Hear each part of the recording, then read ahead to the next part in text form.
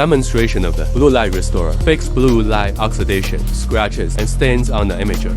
Blue light is heavily oxidized. Put on the blue light protection cover and shielding sheet.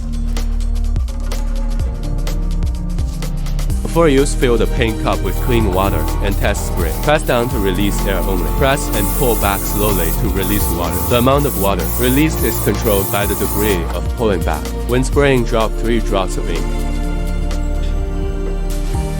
Then spray a thin layer of ink first.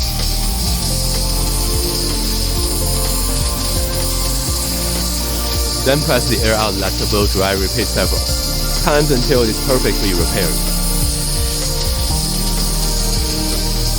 Then remove the blue light protection cover and shielding film. You can see that the camera has been perfectly repaired. Clean the airbrush with clean water after use. When cleaning, block the nozzle with your hand to reverse the airflow and clean the ink residue.